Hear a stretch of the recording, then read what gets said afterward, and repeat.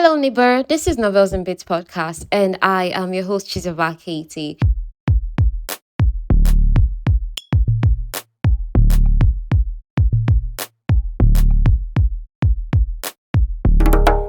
In this episode, we'll be seeing how Misery and Lowe get further along.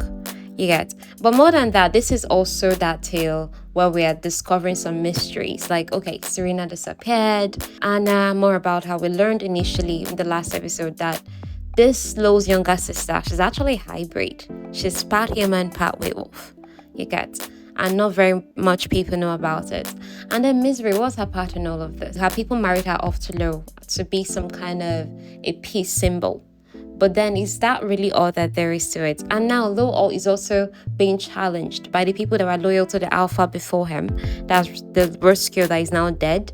Now he's going to those people's den, those people that are very bad, that want Lowe to step down. Lowe is entering their territory with his full head so that he can find evidence and now. Funny thing is that he actually doesn't need to find evidence. If he's rescued, just him suspecting that you might be against him, he'll off your head. But Lowe is trying to do things differently. So that whole, I'm not going to convict you unless I see evidence. And he's not putting himself in danger to get the evidence. So Misery had to push and push to go with him.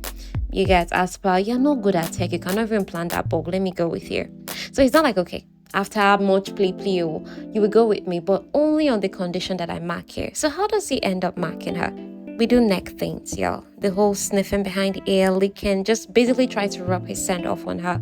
And it's innocuous enough, right? But then it charges them up. Like people, the whole arousal thing, and now they're standing at a safe distance from each other. But now they land in enemy territory. They get out of the plane. And finally, Misery meets Rescue's mate, Emery. Emery is a nice lady in her 50s who looks like she bakes for children in her free time. Actually, only briefly does Misery get the look of, this person might be an enemy. Just a slight flashing of something in her eyes. They're amicable enough at dinner. Then they are shown to their room. Misery signals for Lowe to be quiet. And then using his phone, she makes a sweep of the room to ensure no bugs. Remember, she's here as his tech buddy. Now, it's time for her to feed. She feeds once a day on a blood bag. She wants to use the bathroom, but he's like, I don't mind. Stay in the room. Where are you going to? So using a straw, she makes quick work of it. She just sips. Like in 5 minutes or so, she's done. The thing is, Lowe watches her the entire time. About the plane thing, they apologize, saying, oh, please, I'm sorry if it seemed like I was trying to take advantage. He did the same. She did the same. For Misery, she recalls that Lowe has Gabby. His mate that is with Misery's own people, the vampires. And so Misery's like, this person has a mate that runs stronger than a wife. I should not be attracted to him. Then he now says something weird. That's Lowe. He says, I'd never done it before. I didn't know it would be like that. She's like, hold up. You'd never done it? You'd never marked anyone before? He shakes his head and then he starts taking off his boots casually. But you have a mate. You said so. He now moves to his other shoe without looking up. He now says, I also said it's not always reciprocated. But yours says, right? You say so. It now dawns on Misery that while people have often referred to Gabby as his mate, there was no reference they were together. So he now says she doesn't know. So Misery now launches into this whole, you're such a catch. And she's now overcompensating with enthusiasm. Why? Because she feels disappointment that this guy already has someone and she's just married to him as a figurehead. Do you understand? She thinks he's being childish by not informing his mate about it because he's great, right? He now goes, you don't know anything about what it's like to find your other half. I will take anything she chose to give me, the tiniest fraction of her entire world. I will take her for a single night, knowing that I'll lose her by morning. And I would hold on to her and never let go. I will take her healthy or sick or tired or angry or strong, and it would be my privilege. I will take her problems, her gifts, her moods, her passions, her jokes, her body. I'll take every last thing if she chose to give it to me. But I won't take from her. Above all, I won't take her freedom. Not when so many others have already done so. So he now continues saying she wouldn't admit it. She might not even realize it herself, but she's the kind of person who would feel beholden to me. She would think I need her, when what I really need is for her to be happy, whether by herself or with me or with someone else. That was intense, and Misery's like, yo, this guy loves deep. That Gabby mate person, whoa, she's so lucky. And it only makes Misery's heart sink. Okay? Like, I don't have a chance. I don't stand a chance. I should not even try. Now, Lowe can't sleep. And that's a problem that Serena had. Serena had insomnia too. But after several attempts, what they had found that helped Serena back then was Misery's presence. So Misery would place a hand on Serena's forehead. She now demonstrates to Lowe. And when she tries to pull her hand away from his forehead, he snatches it and replaces it there. His hair is so short. It's like those military cut, but I mean, you've seen Lowe's picture when I do those promotions. It's shaved. He has a shaved head, and he doesn't let it grow out. He cuts it again. So it's likely he cuts it this way just so he doesn't have to take any effort in styling it or brushing it over.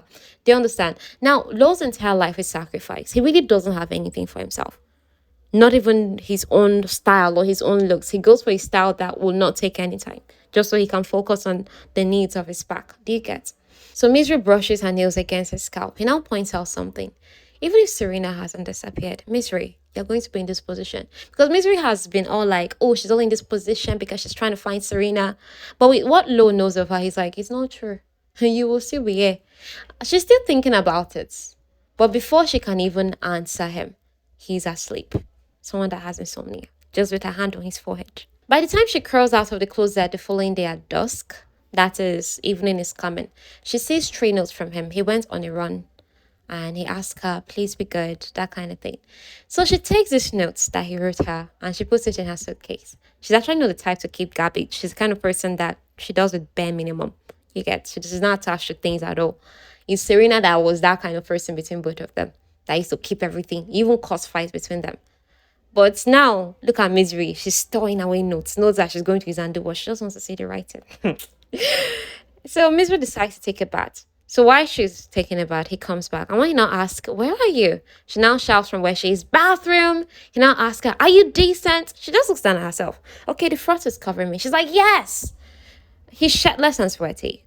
So when she sees him in her head, she's like, so I like looking at my husband, who's a different species and fated to be someone else's mate. Whatever. Take me to court. Impound my non-existent assets. As far, it's not like I have any money for you to take away. So now, Keon arrived that morning and they went on a run. Keon is the alpha that Lowe was sent to his pack when Roscoe sent him away as a teenager. So Roscoe sent him to Keon's pack, and Keon, kind of raised Lowe.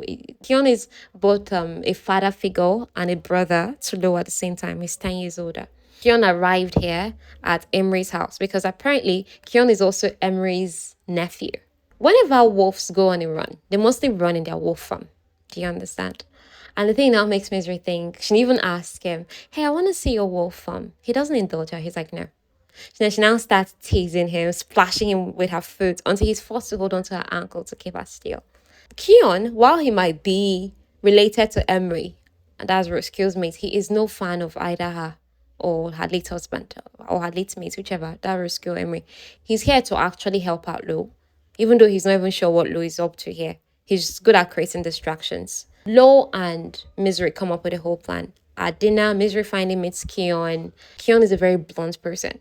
There's someone who used to be Roscoe's second that is also there at that dinner, and he's wearing a vial containing purple blood around his neck. Essentially, it's an open hatred towards Misery, as far a threat, as far I killed your kind and I even have their blood still in here, in the vial to show it. Imagine someone wearing your blood around their neck. That's how the insult looks like to Misery, and a threat to now that she's at dinner. So Lowe stares that person down, that second down, and the man now finally submits. And the next time Misery sees him at dinner, that necklace is gone. Emery, she makes it very clear that she does not like this alliance that Lowe is brokering with humans and vampires. You get? Even with that, Lowe self no to send her for about his marriage. He now says, some of us are lucky. He sounds so sincere. He now says, like our marriage. Talks as though his marriage with Misery is one of his proudest accomplishments. The culmination of years of deeply harbored love. He's such a good actor. The next thing, you now ask her, do you need to feed? It's part of the plan.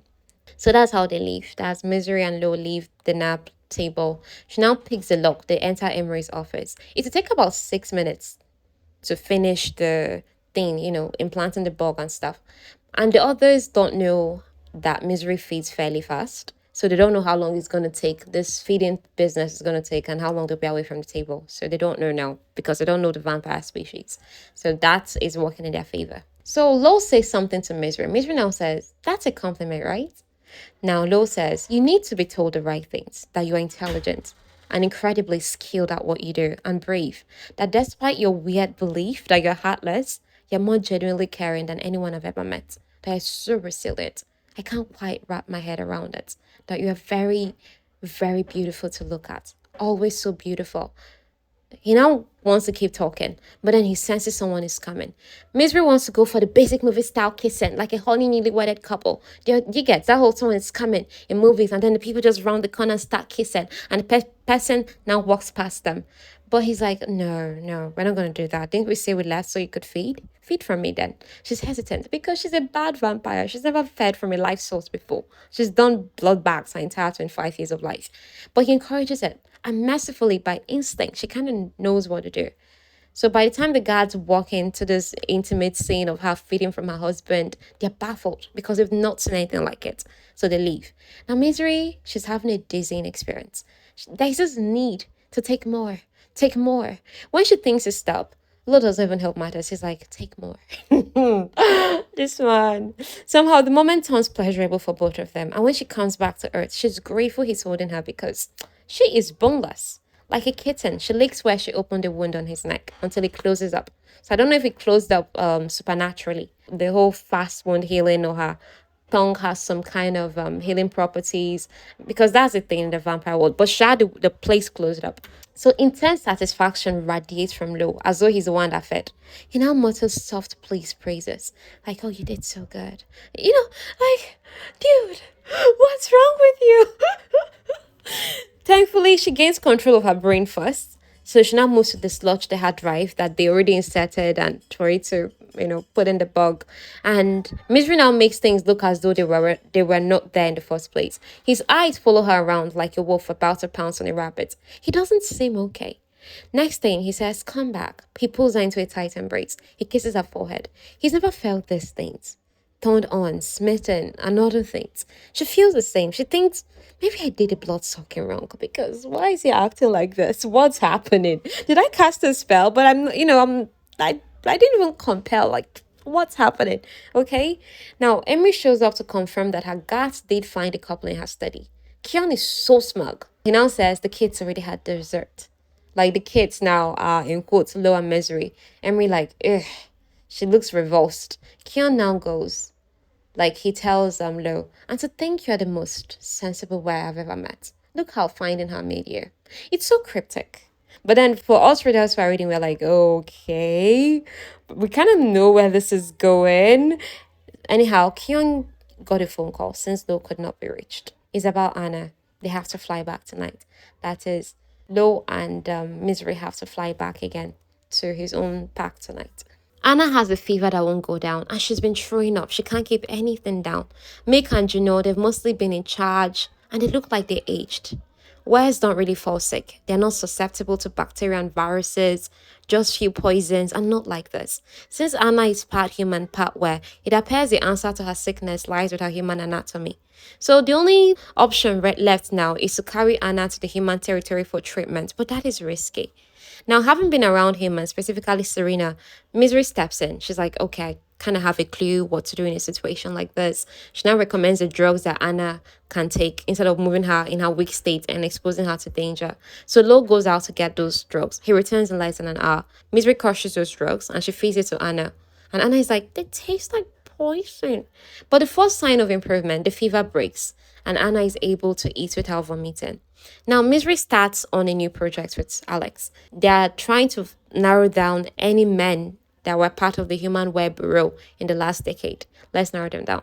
As for Lowe, who is refusing to rest, Misery just brings him to her room platonically and she hears him out. He talks and somehow she puts him to sleep and they hold each other. Like, I love the way the romance used to develop in Ali Hazelwood stories. They always usually start out as, okay, we have a common understanding, and then we're friends. And then, I like the way it progresses. Usually I do. Now, 2 days later, Misery has a video call with Owen and communicating with the tongue, that's the language of the vampires. She now asks him, does any harm come to a life source? That is when you feed from a human being or someone breathing, like a whale or something. Owen now deduces, oh, you fed from your husband. That's not normal for a were to allow, because we've been mortal enemies for centuries. He now goes, drinking from a life source is not just something that's hard to tease apart from sex. It has hormonal and biological consequences that are trivial in the moment, but might build up in the long run. That's why it's been discouraged among vampires for centuries, because we need to, as many people as we can, and reproduce, not form bonds. Essentially, he's trying to say, don't drink from Lowe again. Pissed, like, yo, is it bossing me around or something? She don't go, she's not eating the peanut butter, because she likes peanut butter, and Lo is encouraging her that it's okay to eat for pleasure. She's eating the peanut butter when Lo asks if she's trying to find Anna's dad. So the whole trying to narrow down all the men in the way bureau that worked there, she's trying to find Anna's biological dad. So initially, she thinks it's a conversation in her head, like, oh, I'm thinking so much about this case that I'm not even hearing it in my head. But she startles when she says, though, yesterday was some sort of hearing day, like the previous day before now. That is, a lot of people, a lot of where came around to talk to their alpha, to get his perspective on something, to sort out things, like a hearing day now. You get, like, to see the government. And it was so noticeable that his people are comfortable around him, around Lowe, and many of them wanted to linger. She relates to this, like, yeah, he's actually very comfortable to be around because she misses his closeness from when they traveled. But now that he is here with her in the kitchen, she's not sure what to do. He's not against finding Anna's dad if that will bring answers to why Anna's name appeared in the planner and co. That is in Serena's planner before Serena went missing. Now, Misery has peanut butter stuck under her nose. When Lowe flicks it onto his thumb, she licks it. She doesn't even know when she licks it from his thumb. I know that's a very suggestive move.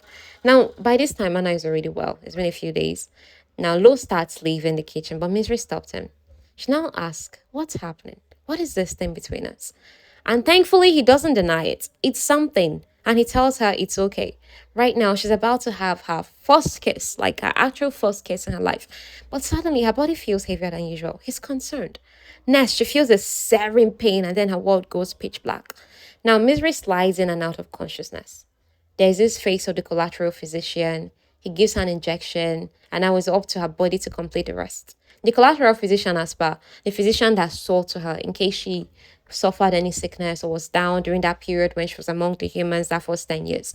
It's to that doctor that they now had to bring over to see her now that she has this, whatever it is, in the way territory. So Lo wants to know what he can do for her. Like, she's overhearing them, in her state of subconsciousness. So the doctor now tells Lo, make her comfortable. At some point after she wakes up, she will need to feed more than usual in quantity and in frequency. Make sure that you have blood at her disposal. The fresher, the better. She overhears talk, that they want to move Anna somewhere safer just in case she was a target. Then she now feels cool lips press a soft kiss into her feverish palm. And the voice is now trying to talk to her misery eye. She doesn't get the rest of what the voice says. So when she comes out of the healing trance, because that's what it is, her body taking its time to recover, she pushes herself to go outside the room. And she stumbles over a pile of clothes that turns out to be not. It's actually Lowe in wolf form. He's a huge white wolf that is terrifying, except he's nudging her back inside the room, shutting the door and making a comfortable spot for her in the closet, all in his wolfen form. She now says, God, you're just so fluffy. I'm sorry, but you're kind of cute. I know you could murder me in less time than it takes to stick a straw in his blood bag, but you're soft, and your coat is not even sparkling pink. I don't know what you're embarrassed about. You majestic fluff ball. Yes, fine, I'm going.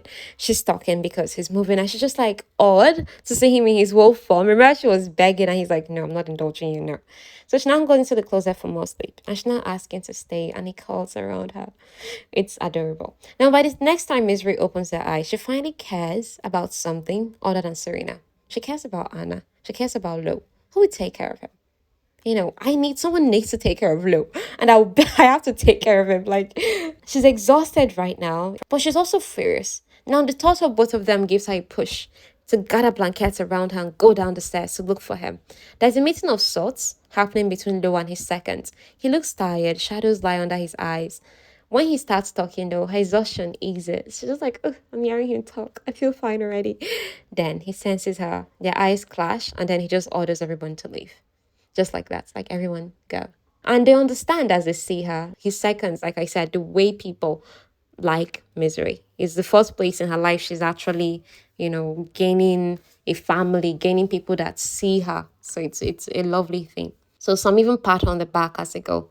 Now, Misery learns from Lowe that she's been out for 5 days. A thing like this happening, that is Misery getting poisoned and Way territory would have set off a war between the vampires and the Weres. But thankfully, nothing like that is happening because the collateral doctor pointed out that the poison that affected Misery also affects Wes. So it was not like it was Misery that was the target. So maybe it was a mix-up.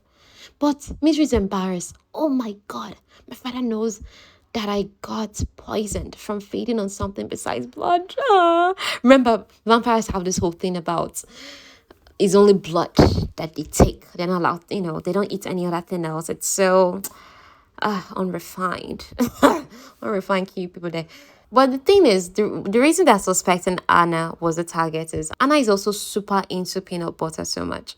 It's super confidential info though, and Lowe has not told any of his seconds, but he tells Misery where Anna is, that she's with Keon, that he also wants Misery to go there to be safe. She now tells him, no, I'm not leaving. We're going to find out who did this together. Also, because of the bug in Emery's computer, they've found evidence that it's actually Hannah people that are behind the arson, that is the torching of a school that happened in the Way territory. More evidence is going to come surely. They're confident about it. Right now, though, Misery needs a bath. Apparently, vampires barely have sweat glands, but she sweated through her sheets multiple times, through the bed sheets, and he had to change them. Juno helped sometimes, as the redhead second, that woman, whenever he let her. The thing was just that he did not let anybody close to Misery. The whole time she was down, out, and unconscious. So now Lowe prepares her bath. She undresses, she gets in there, like he's a huge top. He's even the one punching her down because she's like so weak, so exhausted. So whatever this thing is between them, she doesn't think it's gonna end well. That's what she's thinking to herself. Because he has a mate, even though it's obvious that Lowe cares about me. Like, I mean, you don't bait someone who is not feeling fine or watch over them if you don't care about them, right? But he still has a mate. Yes, he's my husband, but he still has a mate. And mates weigh more to werewolves than legal marriage or anything. Regardless, she's still the one who asked for a kiss because she really wants that first kiss from him. And it's messy, it's imperfect, things sort of get heated. Next thing, they're in her closet. They're mostly doing hanky-panky stuff. I don't think things got that serious. Then her brother video calls on Lowe's phone. I don't even know why Lowe accepts that call at such a time as this. Owen is staring at both of them. He now studies them. Misery's bare shoulders, Lowe's wet t-shirt condition. Somehow Lowe is still in full clothes. Now, they're flushed shakes. He's like, incest! You guys! Why did you have to make me see that? Like, I don't want to call my brother at any point in time, and I know he's doing it with his wife. No, don't be weird. Please don't, okay? That's this kind of scenario. So he actually called to inform her about Serena. And he now uses the tongue. And she's like, no, you don't have to use the tongue. That's the language of the vampires. Switch to English so that Lowe can follow along. He's like, yo, Lowe knows. He's incredulous that they're that close in such a short amount of time. Apparently, Serena's apartment was broken into and her cameras were messed with. Owen currently has people working on it. 7 days after the poison incident, Misery's stomach aches because apparently she hasn't fed in 7 days. It's the longest she's gone without. Before that, it was 3 days. And that was when she initially moved back to human territory and Serena had to help her find an under-the-table blood supplier that Misery could afford. Do you still hear? So Misery really did not live like a rich girl. It's like going 3 days hungry when your father is a billionaire. Misery heads to the kitchen and finds Lowe and Alex with their heads bent over a laptop. Alex finally got it. So when finding the workers of the human burial seemed difficult, Alex suspected we might be onto something. That's how he managed to get a list. And then there was a familiar name on the list, Thomas Jalaka. He's a familiar name to Misery too. Thomas Jalaka was the human comptroller of public accounts. Misery remembers that Serena emailed with his office for an article that she was writing, and then she met him in person. Misery checked his background long before now, and there was no connection that he worked with the bureau for 11 months, 8 years ago. So when they open a picture of Thomas, his resemblance to Anna is undeniable. When they opened up his picture, they already asked Alex to go. So it was just Lowe and Misery, our main couple. Unfortunately, they can't meet with Thomas because he's dead. 2 weeks after Serena disappeared, he had a car accident. So the whole thing is just getting more suspicious. It's not like Serena got herself in very dangerous grounds.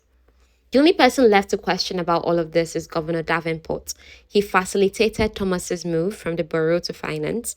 Fortunately, very fortunately, Lowe already set up a meeting with Governor Davenport. That's the outgoing governor, the one that will go, and then the new person will come in. That's Gracie Marcia or something. Now, why did Lowe set up this meeting?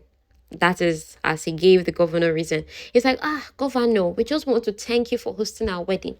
He pulled his alpha rank power for this. Now, next day, Misery's stomach growled. She now remembers, I came down here for something to feed. Although she's certain her blood is not contaminated, Lowe wants her to feed from him. She tells him honestly that, see, long-term feeding is strictly done by people who have deep feelings for each other or the will to develop them. That's not us, okay? I should not feed from you again. He now tells her, and you and I don't. Like, we don't have deep feelings for each other. We don't have the ways to develop them. Which of that is the case? And when he asks this question, it's like a knife squaring her heart. Like, why is this guy behaving like this when he knows that we're only temporary and he's talking like this and it's gonna last? She ends up feeding from him, from his wrist, not his neck, and she makes it short. But it still doesn't stop that heat between them. And soon, they're in his bedroom. He's obsessed with her pointy ears. He loves inhaling the scent at her nape. They understand. Now, penetrative intercourse is not possible between them. They're both different species. That's what he says, at least she wouldn't know. They do all that stuff. He encourages her to drink more from him. At the end, he says so many beautiful things, including that from the moment he saw her picture, she was so beautiful, he couldn't stop staring. When she came down those stairs, she looked lonely and cold. He wanted to wrap her in blankets. So this thing now has her entertaining one stray thought. I wish I was your mate. She doesn't say it out louder. It's hard to be around this kind of care when she's never had it in her life before. And to think this is going to end. Yes, that you guys might be married, but it's like, it's still no assurance. Please do not forget to leave a review.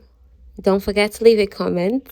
Share the podcast with just one person. That person who likes stories, who often plays a lot of music and can't do without them when they're doing stuff. They might want to take a break from music and listen to, an upbeat story instead. And you are just the answer to your prayer. Please remember such a person. Send this to them. And I'm going to say in the next episode. I might have the next episode on a Monday though, because I am done with internship. If not, maybe Thursday. Let's see how it goes. Thank you so much. Bye.